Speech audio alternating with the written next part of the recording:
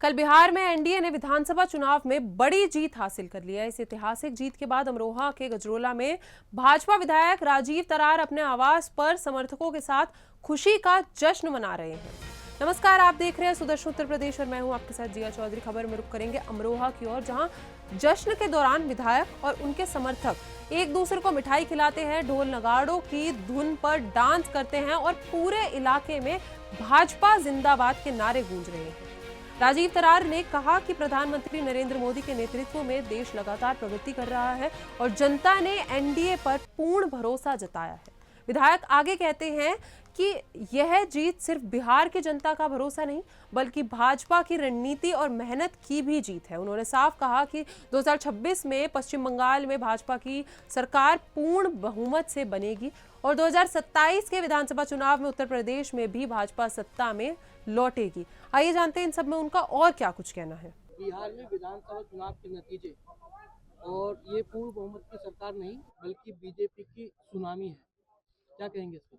देखिए, मैं सबसे पहले तो बिहार की जनता का बहुत धन्यवाद करता हूं और भारतीय जनता पार्टी के कार्यकर्ताओं को बहुत बहुत बधाई, वहां की जनता को बहुत बधाई, जिन्होंने देश के प्रधानमंत्री आदरणीय नरेंद्र मोदी जी पर विश्वास जताते हुए कमल खिलाने का काम किया है और एनडीए हमारा जो गठबंधन है उसको बहुमत नहीं, प्रचंड बहुमत, अभी टीवी चैनल पर जो चल रहा है 204 सीट अभी दिखा रहे हैं, 243 में से 204 सीटें हमारी वहां पर आगे हैं, आ चुकी हैं।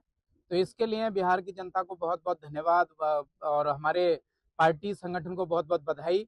देश के प्रधानमंत्री जी ने लगातार वहां पर रैलियां की, हमारे आदरणीय गृह मंत्री जी ने वहां पर रैलियां की, हमारे माननीय मुख्यमंत्री जी आदरणीय योगी जी ने रैलियां की और आदरणीय केशव मौर्य जी वहां पर सह संयोजक के रूप में अपनी भूमिका निभा रहे थे। तो एक तरह से उत्तर प्रदेश की एक महत्वपूर्ण भूमिका कमल खिलाने में रही है और चूंकि देश के प्रधानमंत्री जी के प्रति पूरे देश की जनता का विश्वास है और उस पर ये मोहर लगी है। लोग जो बोल रहे थे, बरगलाने का काम कर रहे थे, कई बार जातियों में बांटने का काम कर रहे थे, संविधान को लेकर तरह तरह की बातें करने का काम कर रहे थे, तो सभी वर्गों ने अपनी मोहर लगाकर और प्रचंड बहुमत की सरकार बना करके उनका जवाब दे दिया है।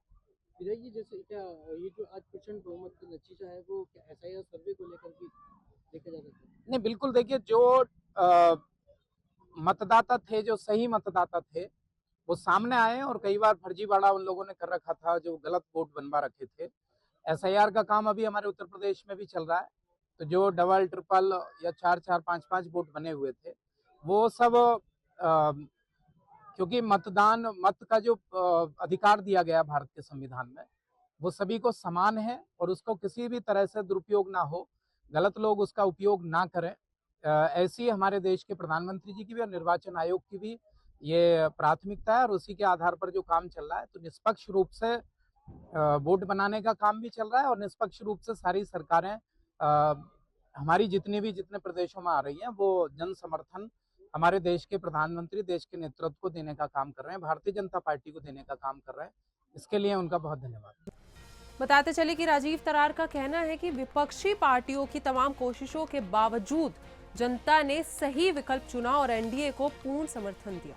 राजनीतिक विशेषज्ञ बताते हैं कि बिहार में इस जीत से भाजपा की स्थिति मजबूत हुई और आगामी चुनावों में पार्टी की राह और आसान हो गई। जश्न का यह माहौल न केवल समर्थकों के उत्साह को दर्शाता है, बल्कि यह भी दिखाता है कि जनता के विश्वास से पार्टी कितनी मजबूत से आगे बढ़ रही है। अंत में यह साफ हो चुका है कि बिहार में एनडीए की जीत सिर्फ एक चुनावी सफलता नहीं, बल्कि जनता के समर्थन और भाजपा की रणनीति की जीत है। आज पूरे देश में भाजपा समर्थक इस जीत का उत्साह मना रहे हैं और आगामी चुनावों के लिए उम्मीद और जोश बना हुआ है। ऐसी और खबरों के साथ जुड़े रहिए सुदर्शन उत्तर प्रदेश के साथ। जय हिंद।